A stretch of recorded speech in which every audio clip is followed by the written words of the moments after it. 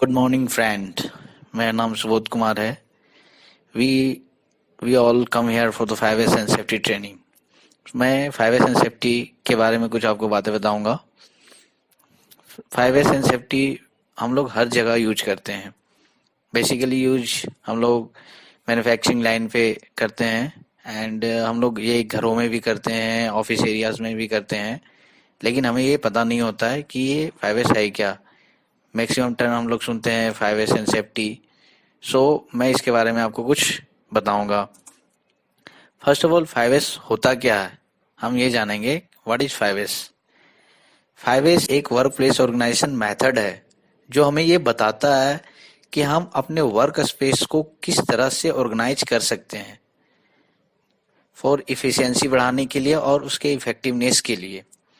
ये पांच जैपनीज के 5 वर्ड से बना है, जिसका पहला वर्ड है सियरी, the second one is Shiton, the third one is Shisho, the fourth one is Shiketsu, and the fifth one is Shitsuke.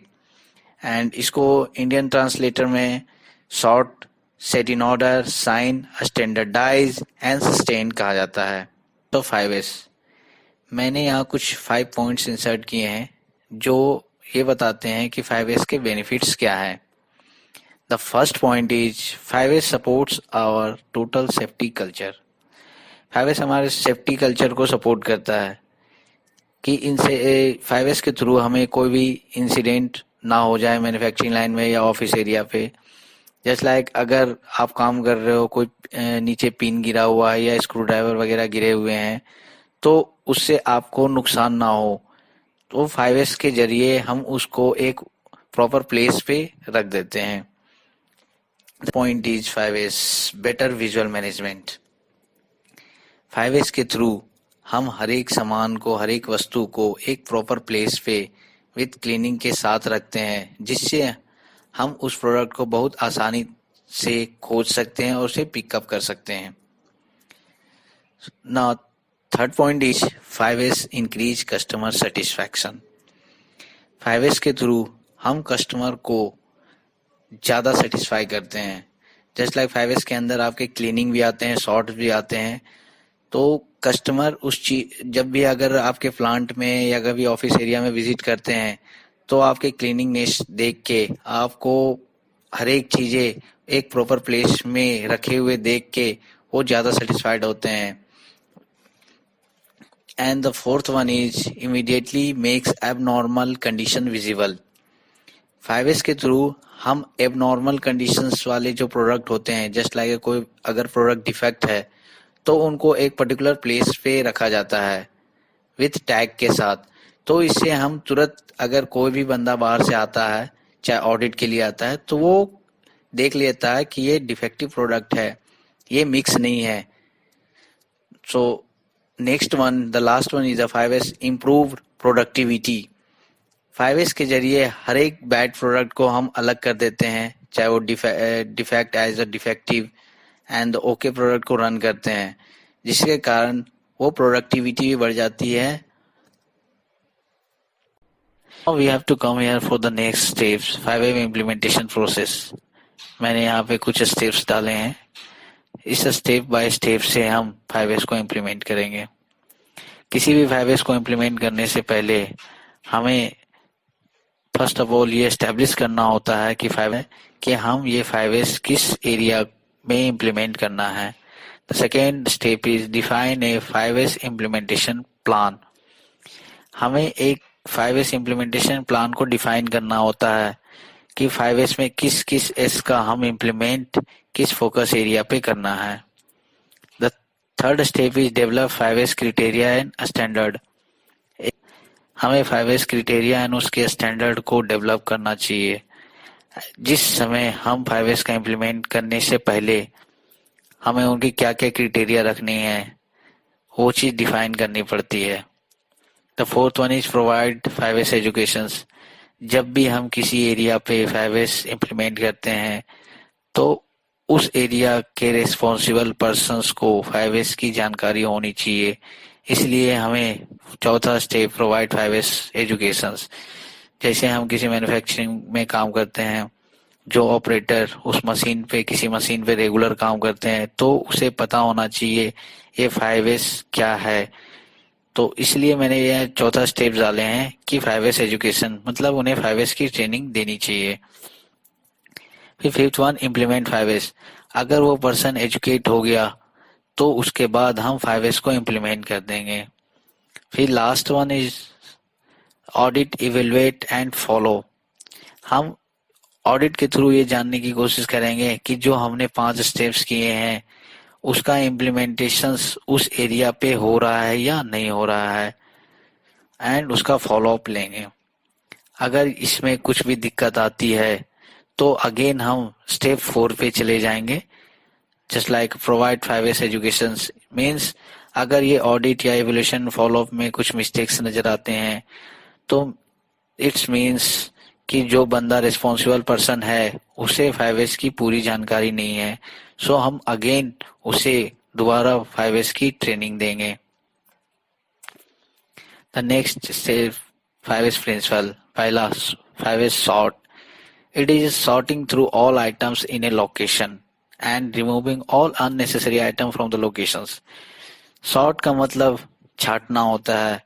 जो रिमूविंग ऑल आइटम हमें ऑल अननेसेसरी आइटम को जो हमारे काम की नहीं है उसे हम रिमूव कर देंगे उस लोकेशन से।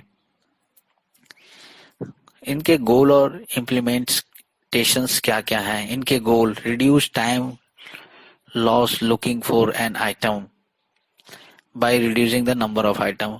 अगर हम नंबर ऑफ आइटम को रिड्यूस कर देंगे तो हमें टाइम की भी बचत होगी जो हम उस ज्यादा आइटम को देखने में लगाते हैं। फिर reduce the chance of destruction by unnecessary items. Unnecessary items के द्वारा जो डिस्ट्रक्शंस में जो टाइम लगते हैं उनको भी हम रिड्यूस कर सकते हैं।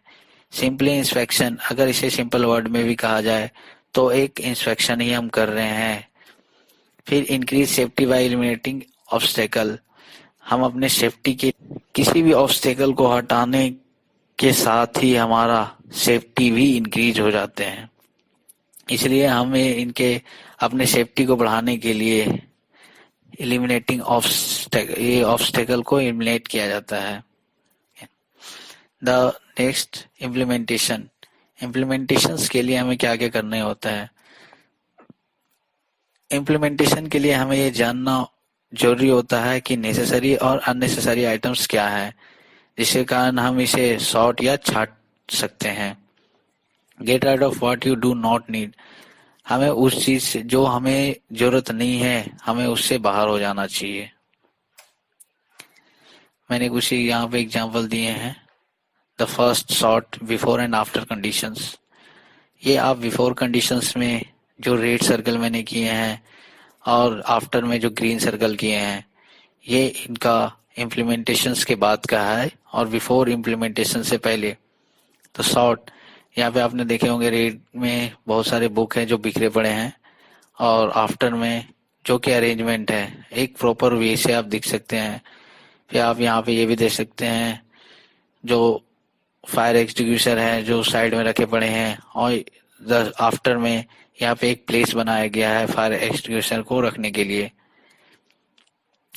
अब ये 5S के लिए हम रेड टैग का भी यूज कर सकते हैं। अगर कोई चीज हमें अनवांटेड कंडीशंस में है या जरूरत चीज नहीं है तो हम उन्हें या खराब है या रिजेक्ट है तो हम उसे 5S रेड टैग से अटैच करके रख सकते हैं, जिससे हमें बाद में ये भी पता चल जाएगा कि ये चीज ओके नहीं है।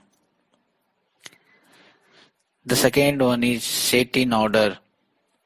It is putting all unnecessary items in the optimal place for fulfilling their function in the workplace.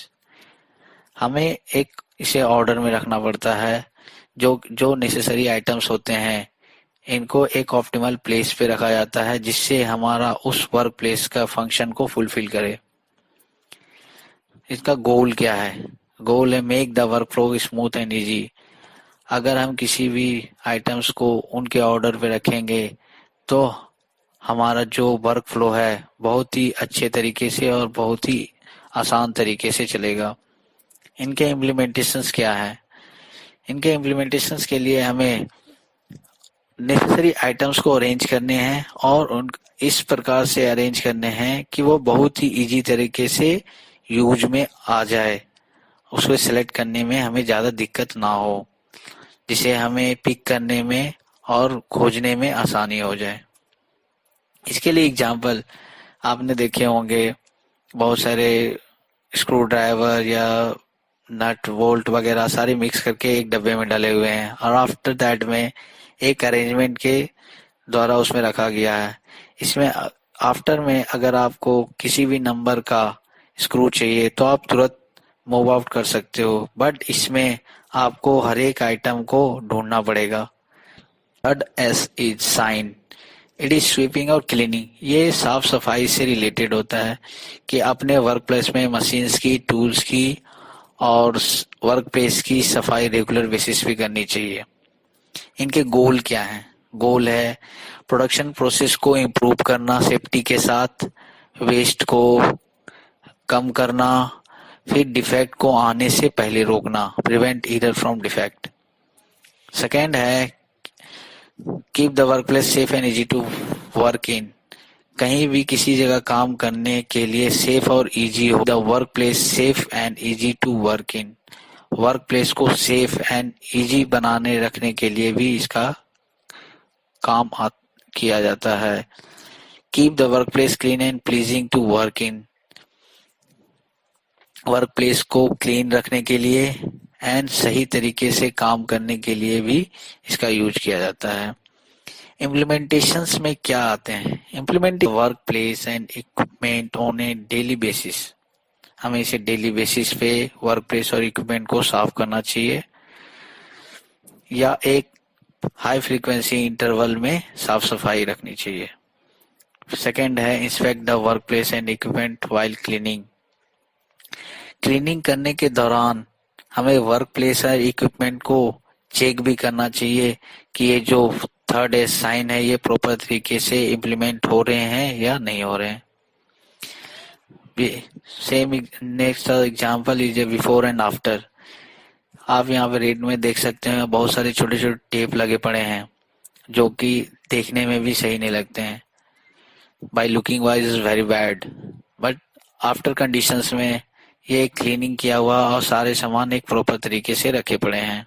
Next example आप यहाँ पे देख रहे हो किस तरह से मशीन में गंदगी पड़ी हुई है और आफ्टर कंडीशन में आप देख सकते हो कि यहाँ पे क्लीनिंग के बाद कोई भी गंदगी है नहीं है, जिससे हमें मशीन्स के खराब होने की भी चांसेस नहीं है और सेफ्टी के पर्पज से भी सही होते हैं।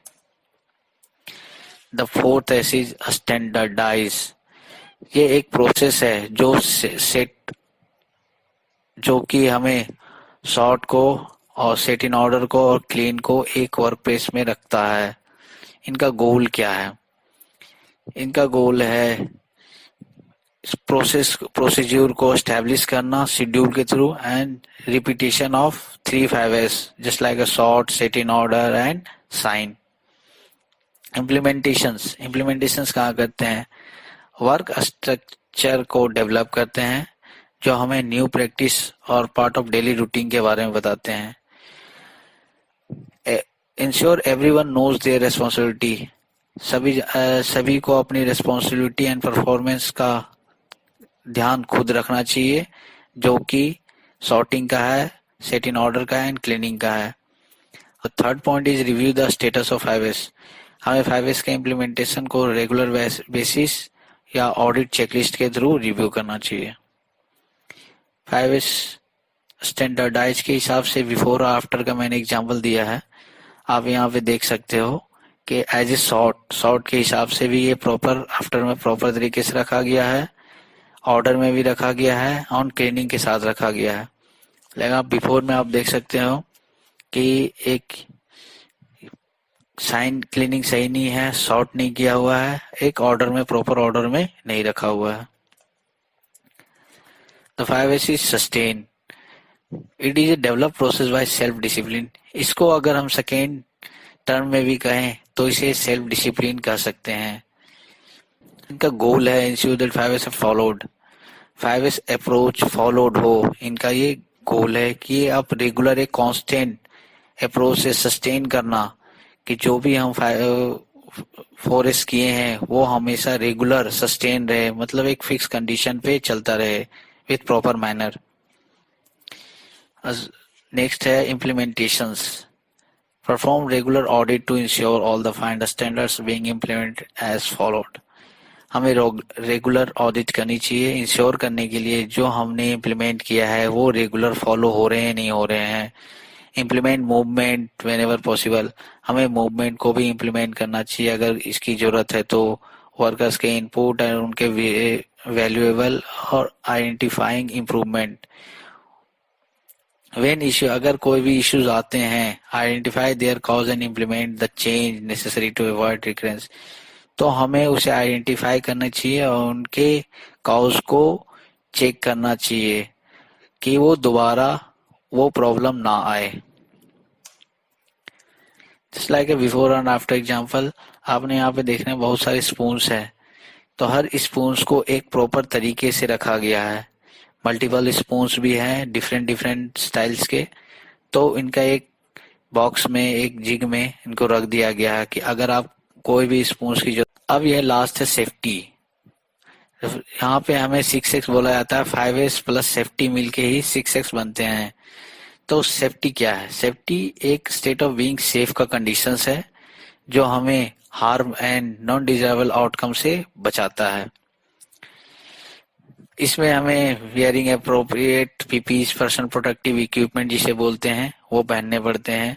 आप कहीं भी देखे होंगे खासकर इलेक्ट्रॉनिक्स कंपनियों में ये पीपीज किट पहनते हैं जिसे एप्रॉन कहते हैं फॉर ESG के सेफ्टी के लिए।